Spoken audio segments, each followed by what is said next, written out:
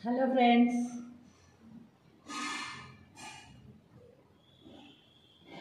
Hello students. Chapter 2లోకి వెళ్ళిపోదామా? ఎందుకంటే ఆ నుంచి అహా వరకు చాప్టర్ 1 అని చెప్పాను కదా, వాటిని అచ్చులు అంటారని కూడా చెప్పాను.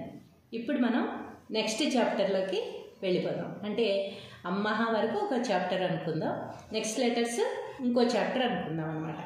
అందుకని ఇప్పుడు నెక్స్ట్ చాప్టర్లో ఫస్ట్ 5 లెటర్స్ ఈరోజు మీకు నేర్పిస్తాను. ఈ రోజు నుంచి మీకు 5 లెటర్స్ నేర్పిస్తాను. ఎందుకంటే 2, 3, 4 అలా నేర్పించుకుంటూ వచ్చాం కదా. ఈరోజు మీకు 5 లెటర్స్ నేర్పిస్తాను. 5 తర్వాత 4, 4, 2 అలా వస్తాయి. లాస్ట్కి మళ్ళీ తగ్గుతాయి. ఫస్ట్ అయితే మాత్రం ఈరోజు 5 లెటర్స్ నేర్చుకుందాం. అవి ఏంటంటే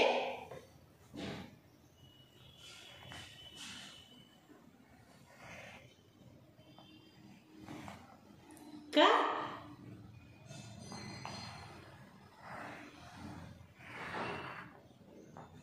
ఖ. ఖ అనేది ఒత్తి పలకాలన్నమాట. ఖరము అంటాను చూసావా, అలాంటి వాటి కోసం క మామూలుగానే సాఫ్ట్గా పలకాలి. ఖ క ఖ.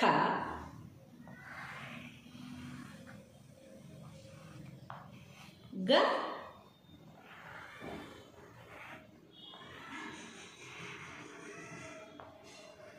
ఘ.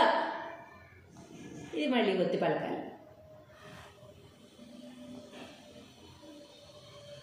ఇన్యా.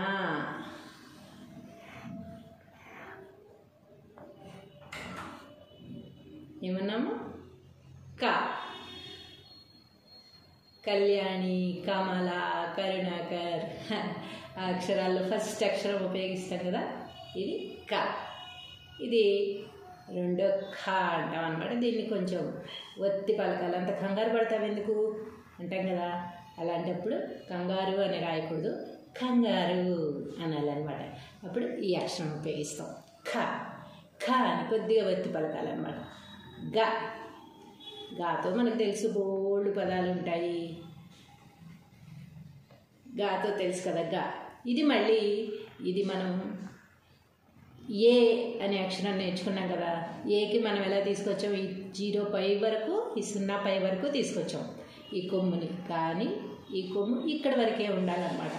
ఈ 0 ఎక్కడి వరకు ఉందో అక్కడ వరకు మాత్రమే ఈ కొమ్ము ఉండాలి.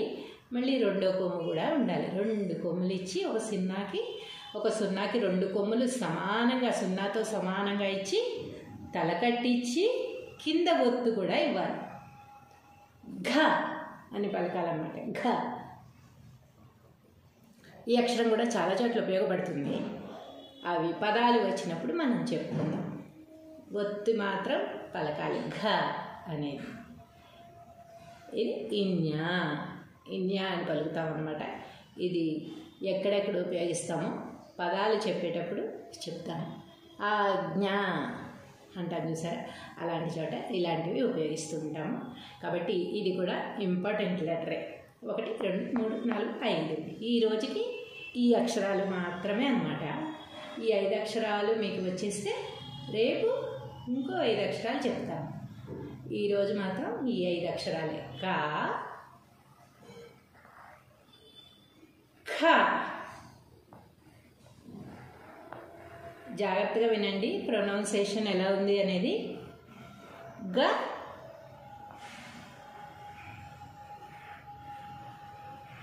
ఘ. ఒత్తి పలకాలన్నమాట. ఘ. ఇన్యా. ఎలా రాస్తున్నాను కూడా జాగ్రత్తగా చూసి నోటితో అనుకుంటూ రాస్తే కనుక reading and writing at a time. క. ఎస్ పెట్టి దాన్ని తలకట్టి ఇవ్వాలంతే. ఈ ఇంగ్లీష్ భాషలో అయితే కనుక ఇంగ్లీష్లో ఎస్ లెటర్, దీన్ని తలకట్టు అంటాం అన్నమాట. పైన తలకట్టి ఇవ్వాలి. ఇది క. ఖ. ఖ అనే అక్షరం హిందీలోను తెలుగులోను కూడా ఒక రకంగా కొద్దిగా దగ్గర పోలికలు ఉంటాయి. గ. ఘ.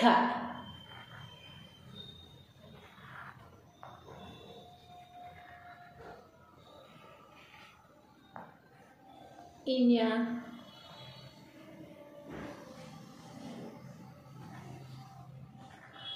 మళ్ళీ చెప్తున్నాను, ఈ ఒక్కసారి మనం అనుకుంటూ రాసేసి ఇంకా నెక్స్ట్ లెటర్స్కి రేపు ఎలా చెప్పాలనేది రేపు చూద్దాం.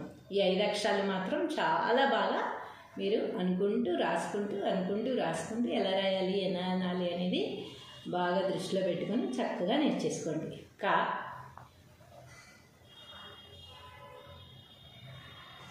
ఖ, గా, ఘ,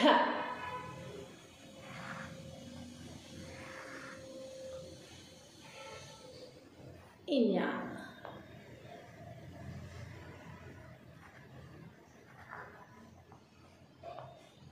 ఈ అక్షరాలు కూడా ఇది ఉపయోగించవలసిన చోట ఈ అక్షరం ఉపయోగించకూడదు, ఈ అక్షరం ఉపయోగించాల్సిన చోట ఈ అక్షరం ఉపయోగించకూడదు. అలాగే ఈ అక్షరం ఉపయోగించాల్సిన చోట ఇది ఉపయోగించకూడదు, ఇది ఉపయోగించవలసిన చోట ఇది ఉపయోగించకూడదు. అలా కూడా కాకుండా కొంతమంది ఈ తలకట్టు దగ్గర దీర్ఘాలు పెట్టి రాస్తూ ఉంటారు. చాలామంది ఈ తలకట్టు తీసేసి దీర్ఘాలు పెట్టి రాస్తూ ఉంటారు. అప్పుడు అర్థం మొత్తం మారిపోతుంది అన్నమాట.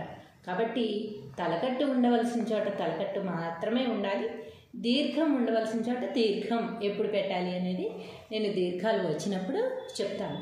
కాబట్టి కా ఉపయోగించాల్సిన చోట కానే ఉపయోగించాలి. కళ్యాణి అంటాం కానీ కాళ్యాణి అనం కదా. దీర్ఘం పెడితే ఎంత చిరాగ్గా ఉందో చూడండి, వినడానికి కూడా బాలేదు కదా. కాబట్టి అక్షరాలు ఎక్కడ ఏది ఉపయోగించాలో అది మాత్రమే ఉపయోగించాలి. ఏ అక్షరానికి దీర్ఘం పెట్టాలి, ఏ అక్షరానికి తలకట్టు పెట్టాలి, ఎక్కడ పెట్టకూడదు అనేది క్షుణ్ణంగా నేర్చుకుని ఆ విధంగా మాత్రమే భాషని రాయాలి, చదవాలి, పలకాలి, మాట్లాడాలి. ఓకే ఫ్రెండ్స్, రేపు కలుద్దాం మళ్ళీ.